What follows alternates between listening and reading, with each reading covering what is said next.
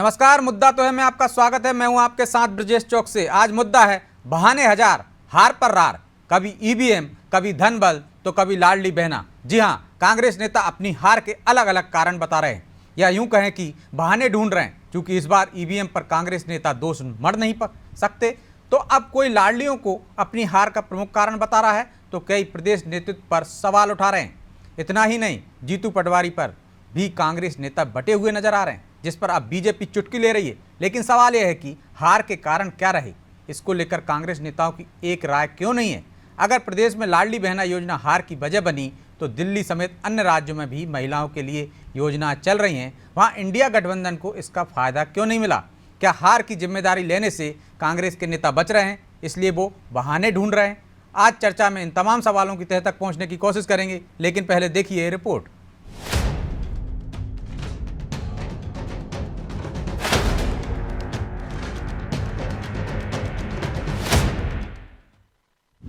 कांग्रेस ढूंढ रही हार के नए बहाने। पहले ईवीएम, अब लाडली के सहारे। प्रदेश की 29 सीटों पर कांग्रेस की करारी हार के बाद अब इस पर मंथन और चिंतन का दौर शुरू हो गया है। दिल्ली में सीडब्ल्यूसी की बैठक में भी प्रदेश के दिग्गज नेता रिपोर्ट कार्ड लेकर पहुंचे, लेकिन इस हार का ठीकरा फिर कांग्रेस लाडली बहना पर फोड़ रही है। पूर्व मंत्री जयवर्धन सिंह का कहना है कि महिला का साथ उन्हें नहीं मिला, इसलिए हार इतनी बड़ी हुई।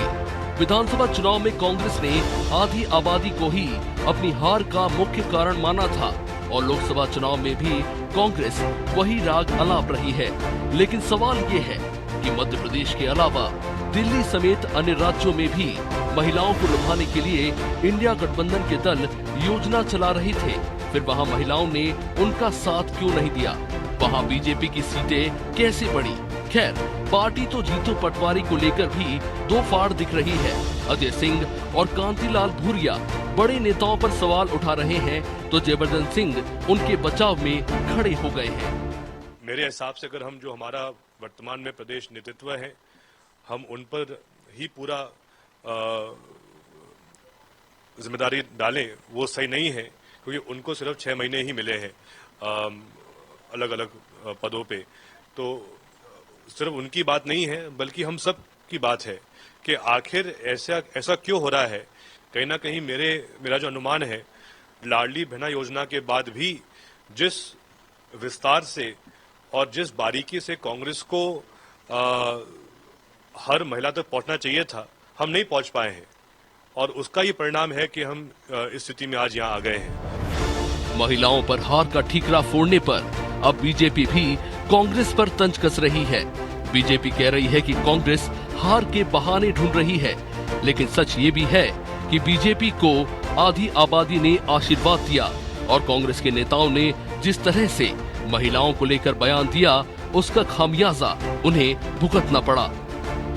माताएं बहनें तो भारतीय जनता पार्टी नारायणी मान के उनको पूजती है, कांग्रेस तो उनमें रस और चाशनी ढूंढते हैं। कोई कहता है कि हेमा मालिनी की तरह, जो उनके विधायकों के लिए उन्होंने सिखाया कि हम उपभोक्तावादी वस्तु बताया, मैं बोल नहीं सकता, इतना गंदा शब्द बोला गया कि विधायकों को हेमा मालिनी की तरह ऐसा प्रयोग नहीं करना चाहिए। तो और सुप्रिया श्रीनेत मंडी में महिला अस्मिता का रेट लगवाती हैं। तो ये सारे जब महिलाओं विरोधी पूरी कांग्रेस होती है, तो निसंदेह महिलाएं क्यों देंगी? वो तो नारायणी है, और हर नारायणी माता बनकर के, मां भगवती बनकर के सबने ईवीएम में सुदर्शन चक्र दबाया है, और देखिए बटन दबा करके भारतीय जनता पार्टी की प्रचंड विजयश्री दी है। इसमें कोई दो राय नहीं कि महिला वोट बैंक कांग्रेस के हाथ से छिटक चुका है, लेकिन ये ही कांग्रेस की हार की प्रमुख वजह है, ऐसा भी नहीं। लेकिन इतना जरूर है कि कांग्रेस के पास इस बार ईवीएम का मुद्दा नहीं है, इसीलिए वो अपनी हार के लिए नए कारण ढूंढने में लगी है। कोई आपसी गुटबाजी के आरोप लगा रहा है, तो कोई महिला वोट बैंक को गेम चेंजर बता रहा है। खैर, हार के पीछे के मुख्य कारण क्या है, इसको लेकर पार्टी की एक लाइन नजर नहीं आ रही। ब्यूरो रिपोर्ट, अनादि टीवी।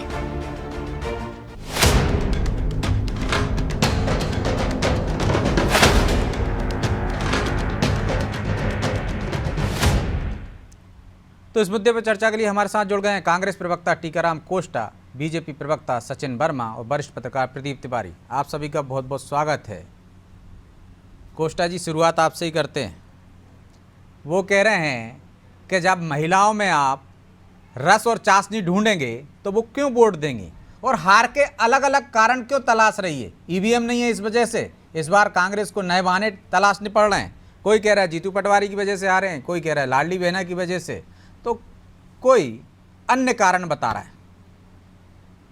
क्यों जी कोष्टा जी? प्रदेश की जनता ने और देश की जनता ने जो भी जनमत दिया है, हम उसका सिरोधार करते हैं और स्वागत करते हैं। साथ ही हमारी जो कमियां रह गई हैं, हम उसकी समीक्षा हो रही हैगी और हमारा संगठन उस पर मेहनत कर रहा है, तो उस पर शीघ्र उनको दूर कर लिया जाएगा। और जहाँ तक आपने महिलाओं की बात की है, महिलाओं का हम सम्मान करते हैं। अगर कांग्रेस में थोड़ा ये हुआ कि प्रत्याशी हमारे लेट डिक्लेयर हुए, उनको समय कम मिला, और खासकर हमारे प्रदेश अध्यक्ष जी बने, उनको भी समय कम मिला और संगठन हम तैयार नहीं कर पाए। उसका खामियाजा हमें सड़कों पे जाकर भोगना पड़ा। और अब हमारे पास समय रहेगा, हम इसकी समीक्षा हो रही हैगी, हर बूथ स्तर से लेकर प्रदेश स्तर तक समीक्षा की जा रही है, और जो भी कारण अधूरे रह गए हैं उनको पूरे करने का। लेकिन कोष्टा जी, फिर आपके नेताओं के अलग अलग बयान क्यों आ रहे हैं? अजय सिंह रावल भैया कह रहे हैं कि जीतू पटवारी की गलती है, और जयवर्धन सिंह कह रहे हैं कि उनकी गलती नहीं है, उन्हें तो कम समय मिला है जैसा आप कह रहे हैं। वो कह रहे हैं आधी आबादी महिलाओं ने वोट नहीं दिया लाडली बहना की वजह से। भाई देखिए, ये सबके अपने अपने विचार होते हैं, यही तो प्रजातंत्र है। हमारी पार्टी में प्रजातंत्र है, हमें बोलने की स्वतंत्रता है, और उस पर बाद में जो बातें आती हैं उसकी समीक्षा की जाती है। बोलने की स्वतंत्रता ही कहीं भारी नहीं पड़ जाती है? जैसे आप कह रहे थे ना इमरती में रस बचा ना चाशनी बची, कोई कहता आइटम, कोई कहता टंच माल, तो फिर आधी आबादी से आप उम्मीद करते हो कि वोट भी दे आपको, तो जो बोलने की जो आज़ादी है आपकी पार्टी में, कहीं वही तो भारी नहीं पड़ गई? नहीं भाई देखिए, महिला सशक्तिकरण के लिए कांग्रेस ने जो प्रयास किए हैं वो सर्वविदित हैं, और हमेशा महिलाओं का सम्मान कांग्रेस ही करती है। नहीं तो आज देखिए मणिपुर में जो हमारी बेटी के साथ सम्मान करती, लेकिन शब्दों में सम्मान नहीं झलकता ना, वो भी और झलकने लगे। भाई देखिए, ये है कि मणिपुर में जो हमारी बेटियों के साथ जो हुआ, क्या देश भूल सकता है क्या? हम मध्य प्रदेश की बात कर रहे हैं ना, मध्य प्रदेश में क्यों नहीं दिया आपको महिलाओं ने वोट? लोकसभा चुनाव देश में हो रहे हैं, ठीक है, मणिपुर में भी भारत देश का अंग है। नहीं, हम देश की समीक्षा नहीं कर रहे हैं ना कोष्टा जी, हम तो मध्य प्रदेश की समीक्षा कर रहे हैं, मध्य प्रदेश कांग्रेस की बात कर रहे हैं। देश में तो आप 99 पे आ गए हो, आप देश में तो आपको सफलता मिली है। द्वारा 4 हमारी बालिकाओं के साथ इंटरव्यू में अस्मत मांगी गई थी। आज तक नौकरियों में पैसे का लेन देन तो सुना था, परंतु यह बड़े दुर्भाग्य की बात है कि बच्चियों से उनकी अस्मत से सौदा किया जाता है बीच विकास निगम के अध्यक्ष द्वारा।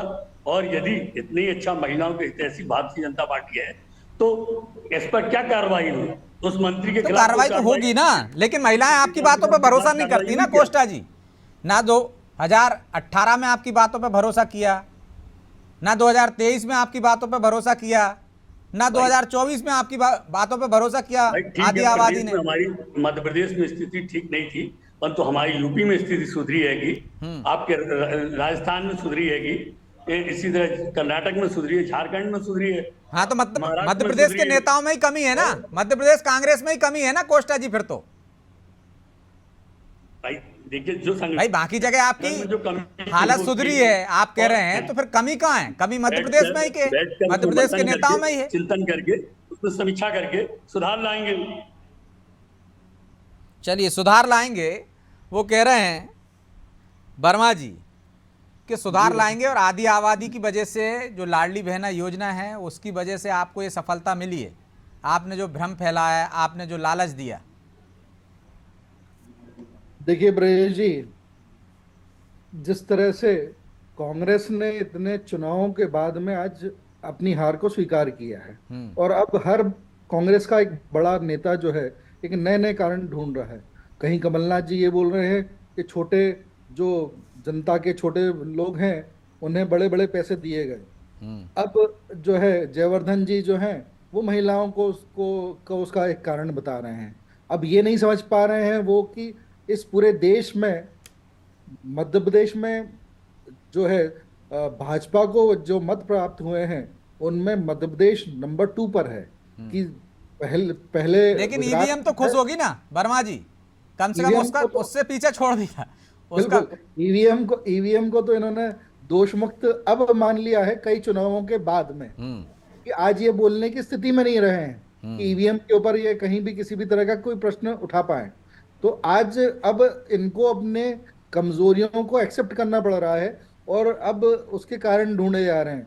तो अब इस तरह की जो है अनर्गल टाइप की जो बातें हैं वो चलती रहेगी, कोई कुछ बोलेगा कोई कुछ बोलेगा, बट अपनी जो वास्तविक कमजोरी है उसको उसको जानने का प्रयास नहीं चल रहा है। फिर लेकिन कमलनाथ जी भी कह रहे हैं वर्मा जी जी। कि आपने प्रशासन तंत्र का दुरुपयोग किया, आपने धन बल का दुरुपयोग किया, इसकी वजह से छिंदवाड़ा में ये हालत हुई। देखिए ब्रजेश जी, कमलनाथ जी एक बड़े वरिष्ठ नेता हैं। अगर ऐसा उनको अंदेशा था या ऐसा उनको आभास था तो कहीं उनको चुनाव आयोग में उसकी कोई शिकायत करनी चाहिए थी या अपनी जो विरोध है वो दर्ज कराना चाहिए था। मगर ऐसा कहीं नहीं हुआ कि उन्होंने जब चुनाव जब चल रहे थे तब इस बात के बारे में कोई शिकायत की हो। तो अब जो है ये आफ्टर थॉट के रूप में नए नए बहाने बनाना ये उनके स्तर के नेता के लिए उचित नहीं है। और जनता को जिस तरह से वो कलंकित करने का प्रयास कर रहे हैं कि लोगों ने पैसे ले लिए और वोट दे दिए भाजपा को, तो वो जो ये प्रयास है उनका, ये जनता उसका जवाब उनको ठीक से फिर से देगी। लेकिन नकुलनाथ ने तो कहा है कि आपने भ्रम फैलाया और भ्रम की वजह से जनता भ्रमित हो गई है। जिस तरह आपने कहा कि कमलनाथ आ रहे हैं, आएंगे नहीं आएंगे, तो ये भी तो भ्रम ही हुआ ना, भ्रमित कर दिया आपने छिंदवाड़ा की जनता को। राजेश जी, हमने कहीं भी कोई किसी भी तरह का कोई बयानबाजी नहीं की है इस बारे में। ये तो कमलनाथ जी जो है उनको ही इसके संबंध में अपना जो स्टैंड था वो स्पष्ट करना चाहिए था। इसके बारे में किसी भी भाजपा के वरिष्ठ नेता ने कोई बयान ही नहीं की है। तो भाजपा के नेता ने कोई बयानबाजी नहीं की, ना भ्रम फैलाया, ना लालच दिया। यदि ऐसा ही था कोष्टा जी तो आपको चुनाव आयोग में शिकायत करना चाहिए थी, तब तो आपने की नहीं। आप बहाने बना रहे हैं कि भ्रम फैलाया और लालच दिया, तरह तरह के नए नए बहाने। भाजपा का प्रचार तंत्र और मीडिया का प्रचार तंत्र ने कमलनाथ जी की जो विषय में जो अफवाह उड़ाई, तो कमलनाथ जी ने खंडन क्यों नहीं किया? तत्काल कर देते।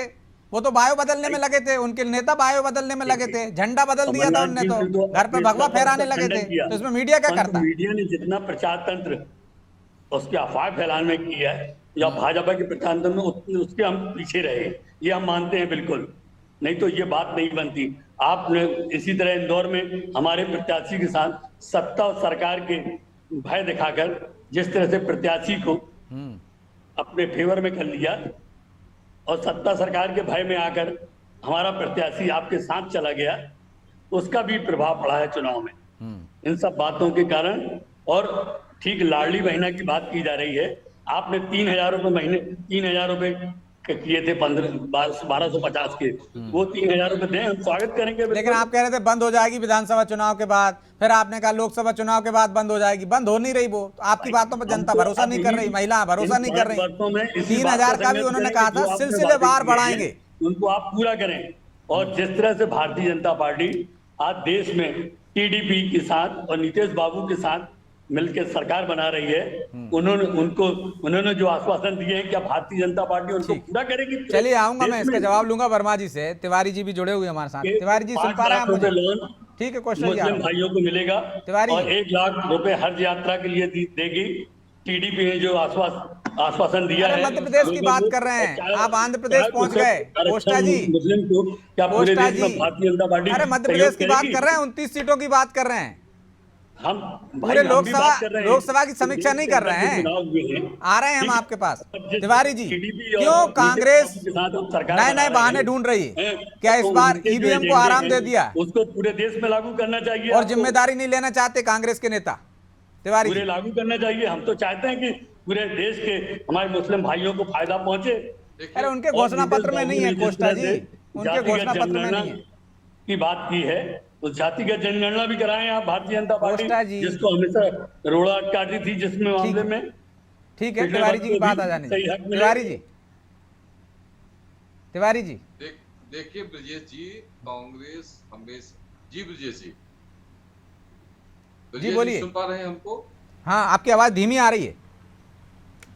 मैं ये कह रहा हूँ कि जी, मैं ये कहा था कि जिस तरीके से कांग्रेस को मेहनत करना चाहिए था, कांग्रेस ने उस मेहनत किया नहीं। अब पहले जब कहीं नहीं आती सरकार तो ईवीएम के दोषी होते थे।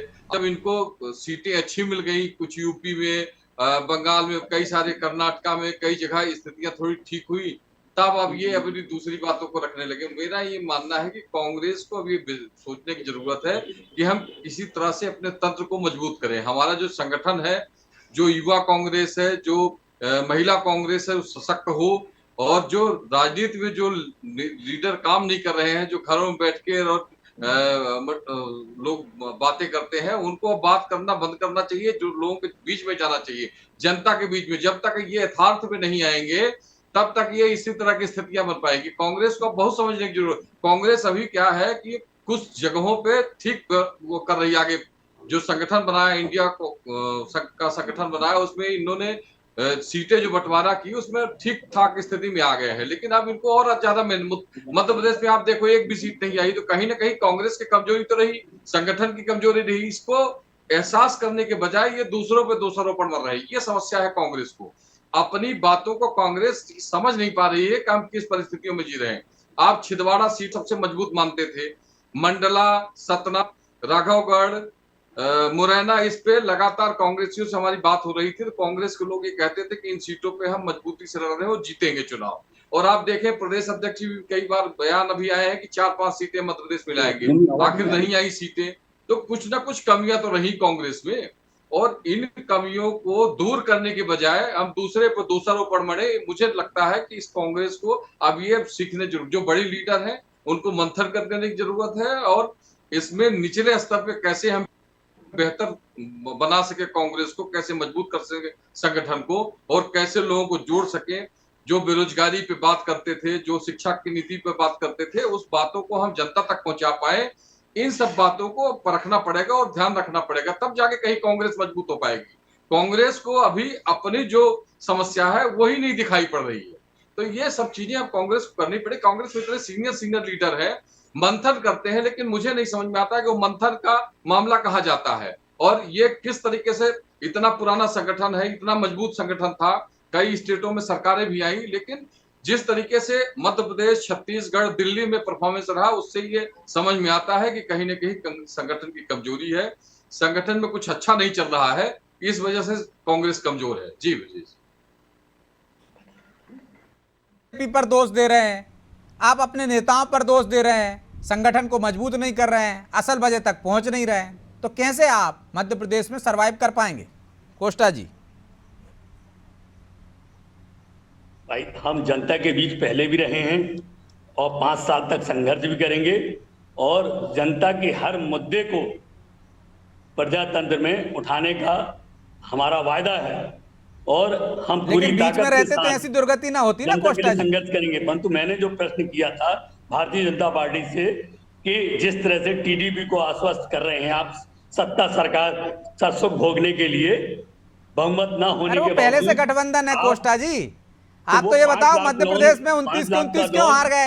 आपके नेता कह रहे थे 7-8 जीतेंगे, आप कह रहे थे 10-12 जीतेंगे। हज यात्रा के लिए देंगे, आपके बड़े बड़े दिग्गज नेता हार गए। आप आंध्र प्रदेश का घोषणा पत्र टीडीपी का लेकर बैठ गए, हम मध्य प्रदेश की बात कर रहे हैं। यहाँ आपका पूरा कारवा लुट गया, लुटते ही जा रहे हो, उस पर मंथन नहीं कर रहे हो आप।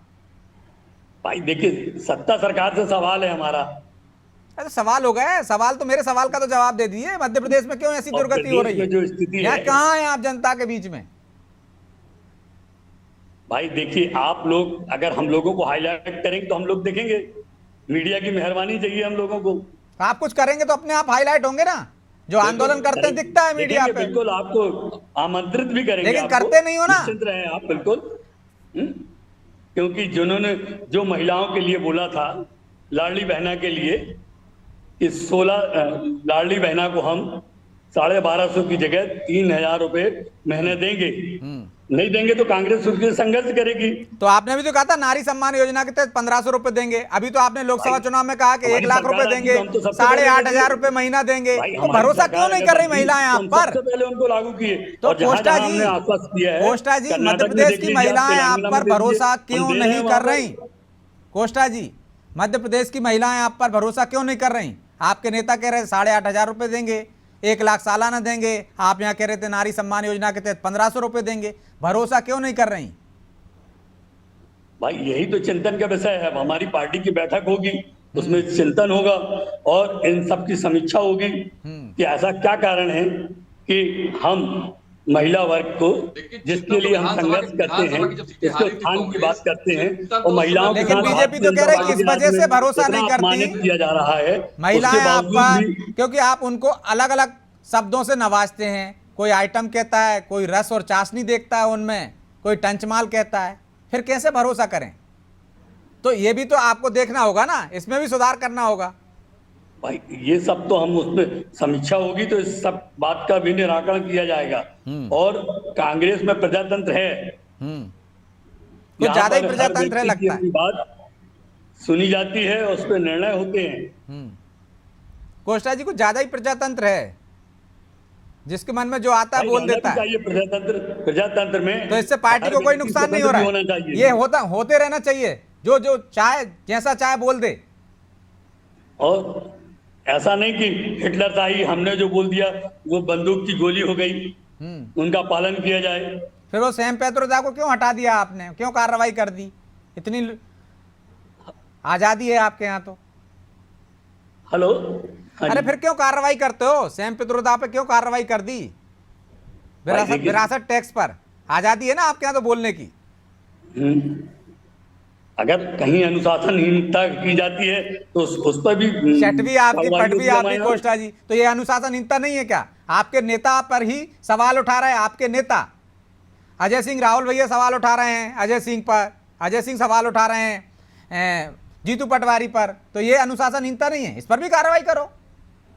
भाई देखिए, वो हमारे वरिष्ठ नेता हैं, अजय सिंह, राहुल भैया हमारे वरिष्ठ नेता हैं। अगर वो कोई बात रख रहे हैं तो निश्चित उन बातों पर समीक्षा की जाएगी और उसके निराकरण के उपाय भी सोचे जाएंगे। मतलब बड़े लोगों के लिए अलग व्यवस्था है आपके यहाँ, छोटे लोगों के लिए अलग व्यवस्था है। माणक अग्रवाल पे कार्रवाई कर देंगे आप, कार्यकर्ता हो या नेता हो, जो भी बात रखता ब्रजेश है। जी, कुछ कह रहे हैं तिवारी जी, ठीक है। ब्रजेश जी, ब्रजेश जी, क्या है, कांग्रेस जब पिछली बार चुनाव हारी विधानसभा में, तब कांग्रेस ने मंथन किया और कांग्रेस ने कहा कि उसमें बहुत अच्छा परफॉर्मेंस देंगे, हमारी जनता के साथ सीधे संवाद हो रहा है। प्रदेश अध्यक्ष बदल दिया, सारी सिस्टम को कांग्रेस के जो बड़े बड़े दिग्गज थे सबको ला दिया, कमलनाथ जी हो चाहे दिग्विजय सिंह हो, सब किनारे हो गए। लेकिन आप उसके बाद देखिए लोकसभा का जब आया तब ये कि सारी सीटों में कम से 5 से 7 सीटें हम जीतेंगे। आप अचंभे की बात देखो, आप इन्होंने जिनको टिकट दिया इंदौर से वही भाग में शामिल हो गए। मतलब कांग्रेस को इतना आरोप लगा रहे हैं कि उठाकर ले गए, सीनियर पार्टी होने के बाद धमकाया, चमकाया और इस वजह से चले गए वो। आप ये बताइए, भोपाल का व्यक्ति जो लड़ा वो नहीं गया धमकाने से, जबलपुर से जो सांसद लड़े वो नहीं गए, रीवा कमलेश्वर पटेल नहीं गए, एक व्यक्ति को धमका के उठा लिया गया लोकतंत्र में। तो मुझे लगता है कि अब लोकतंत्र में भरोसा करना चाहिए कांग्रेस को, और वास्तव में जो जमीनी स्तर के कार्यकर्ता है उनको तैयार करे, संगठन मजबूत करे। सफारी कल्चर जब तक नहीं खत्म होगा, जब तक युवाओं को, महिलाओं को साझेदारी कांग्रेस में नहीं मिलेगी। ठीक है तो वर्मा जी, ये तब तक संगठन। ठीक है तिवारी जी, समय कम है, वर्मा जी से कमेंट्स लेता हूं। वर्मा जी, वो कह रहे हैं अक्षय बम को ले गए आप, डराया धमकाया, तरह तरह के आप पर भी आरोप लगाए हैं, लेकिन आपने भी तो 10% वोट प्रतिशत बढ़ाने की, वोट शेयर बढ़ाने की बात की थी। ऐसी 5 विधानसभा सीटें हैं जहां आप पिछली बार जीते थे, लेकिन इस बार कांग्रेस को वहां पे ज़्यादा वोट मिले, तो आप भी समीक्षा करेंगे? बिल्कुल, हम तो समीक्षा करते हैं और आत्ममंथन में ही विश्वास रखते हैं। और ब्रजेश जी, जो हमारे में और कांग्रेस की पार्टी में फर्क क्या है? हमारा जो एक जो गारंटी है या हमारे काम करने की जो एक शैली है, जो परफॉर्मेंस की जो एक राजनीति हमने शुरू की है कि जो परफॉर्म करेगा वही राजनीति में रहेगा। तो वो परफॉर्मेंस की राजनीति जो का मुकाबला कांग्रेस नहीं कर पा रही है। कांग्रेस ने भी जैसे हिमाचल प्रदेश में जो है नारी सम्मान योजना लागू करने के लिए बोला था, लेकिन आज 2 साल का समय बीत चुका है, अभी तक ये जो नारी सम्मान योजना जो है हिमाचल प्रदेश में लागू नहीं कर पाए। तो इसलिए जनता जो का विश्वास जो है वो भाजपा ने जीता है, और भाजपा के जो संकल्प होता है उस पे जनता विश्वास करती है, और इसीलिए जो है जनता हमें समर्थन दे रही है और हमें आशीर्वाद दे रही है। ठीक है, तो जनता इसलिए समर्थन दे रही है क्योंकि भरोसा है आप पर। चलिए, बहरहाल समय भी इजाजत नहीं देता, इस चर्चा को यहीं विराम देंगे। आप सभी का बहुत बहुत धन्यवाद। तो भरोसा जीतना होगा कांग्रेस को जनता के बीच में जाकर। आधी आबादी यदि उन्हें क्यों समर्थन नहीं दे रही, तो उसके पीछे क्या कारण है? क्या उनके शब्द बाण उनको चुभ जाते हैं, या उनके वादों पर उनको भरोसा नहीं होता? तो इस पर कांग्रेस को विचार करना होगा, संगठन को गढ़ना होगा, नया निजाम खड़ा करना होगा, नए लोगों को मौका देना होगा, तब कहीं जाकर कांग्रेस मध्य प्रदेश में मजबूत होती नजर आएगी। बहरहाल मुद्दा तो है इतना ही। मुझे दीजिए इजाजत और आप देखते रहिए अनादि टीवी। नमस्कार।